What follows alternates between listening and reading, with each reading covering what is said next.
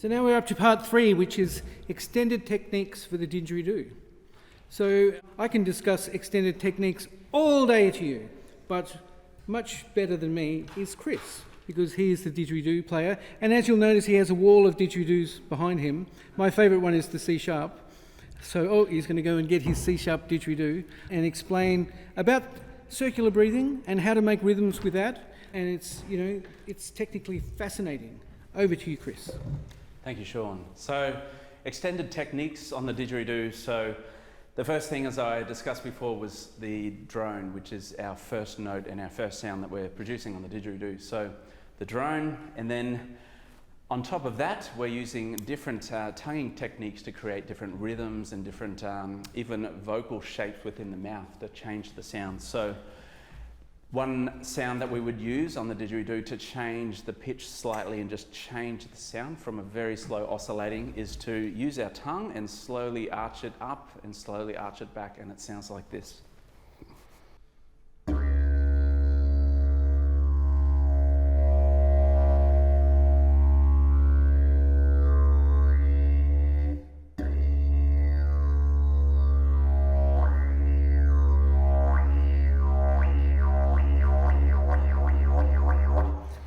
So that technique can also be used to create rhythms.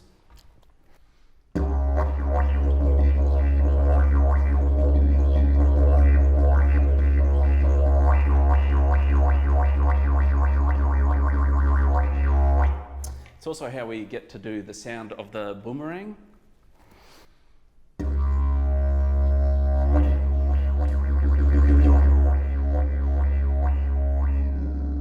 So a composer might request to have this particular sound in their composition. Another technique that we can utilize the tongue for is different rhythm and different percussive effects. So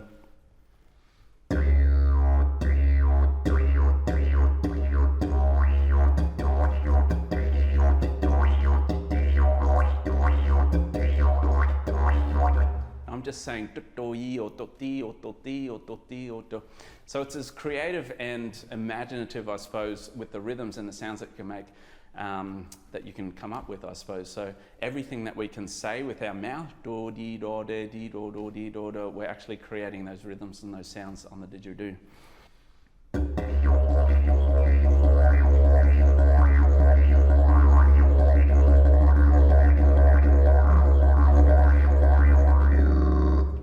And so I'm just using different and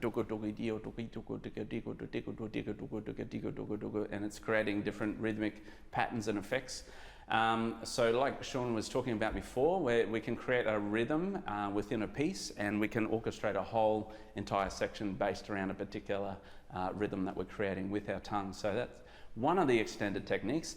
Another extended technique that we're using is part of the vocalization that I mentioned before. So different vocal sounds that we can do growls, we can sing at pitch. So that's also a nice effect in a composition to sing at a particular pitch. And we saw some of that in Wakka Wakka Didgeridoo's work as well, singing at a particular pitch.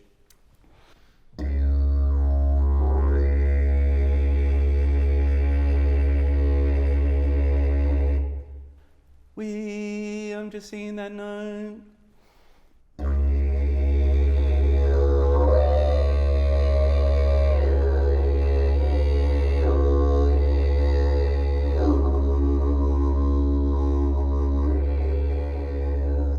So that can be a nice effect as well in a composition. We're also, another extended technique that we have on the didgeridoo is what's called the harmonic series and the toots. So as a trumpet player, we are utilising the harmonic series to play the trumpet. So we can also apply that concept to the didgeridoo and create different toots. A bit hard on this instrument. Let me get another instrument. All right, trash the place.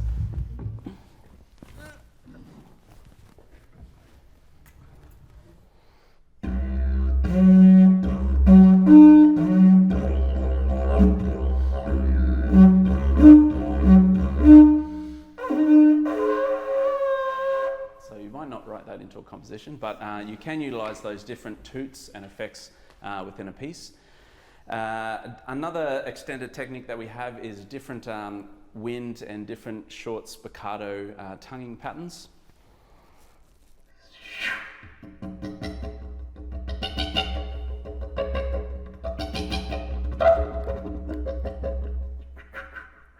And we're utilising some of those in the wind movement. So that's just some of the extended techniques, and there's many more to be explored at a later date. Thank you, Chris. Thank you, Chris. So I've scratched out a little piece of music that I haven't actually let the soloists play, and they've never played it. Chris has never played it, and I've called it the imaginative title called Rhythm Exercise for Didgeridoo. So what I've done is I've written some rhythms, and I've put some descriptors on the didgeridoo, for instance, loud. So that says everything and what the rhythms are playing. And this is so that Chris can bounce off it. And so his part is just very kind of simple. They're all madly looking at their parts now because musicians should. And we have never played this. And so it's just a little short piece. Rhythm exercise. It's called Rhythm Exercise. Have you got that, Chris? Yes. Yep. So yes, rhythm exercise. So what we might do is we'll let Chris listen, because Chris has never heard this either. The musicians have all the notes. We'll let the musicians play this. Chris can have a listen, and he can formulate his great plan based on the rhythms that I have given him. That's a bit slow, isn't it? We'll give it a go at a steady tempo. You're listening first. Just through once, yeah.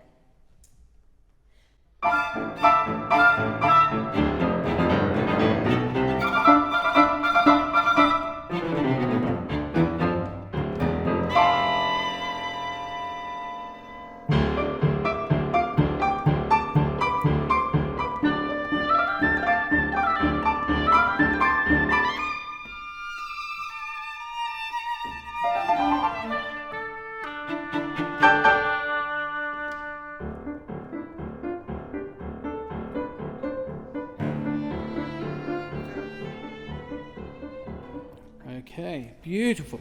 Give them a big round of applause for that marvellous sight reading.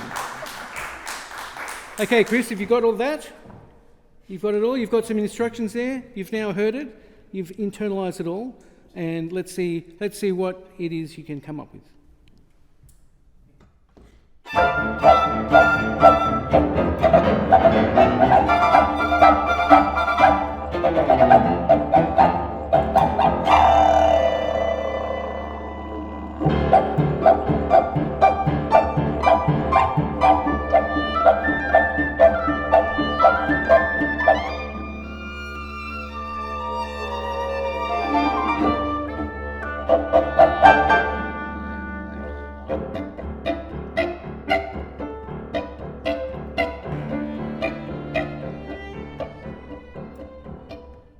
Okay.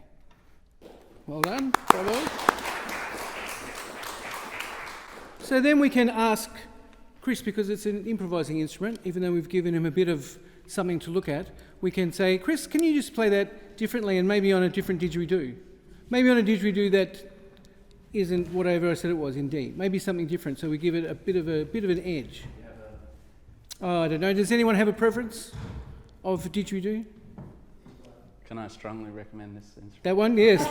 Let's have that one. It's my favourite. All right, let's have that instrument. So you have to promise, Chris, to play it completely differently this time? Okay. Okay. It's in a different key, is it? No, don't repeat. Do you Just need fade something in the same key, actually? No. No. We'll see what it sounds like. So this is not in the same key. Keyboard's into bass. There we go.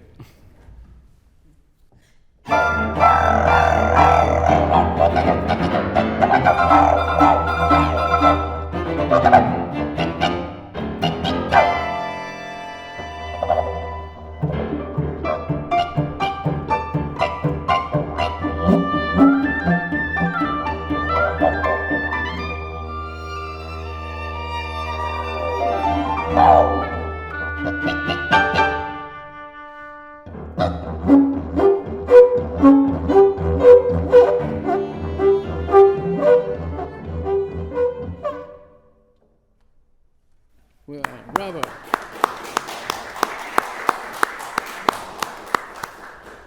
So as we can see, as composers collaborating with a didgeridoo player, we can get an amazing amount of different sounds, and that's what's so exciting about this process. I would now invite Chris to go back to play his didgeridoo that he plays in something called Water. And this is the final movement from the didgeridoo concerto. In fact, it's the third movement. We somehow put it another way. So, and this is this the first time? No, second time the group's ever played it.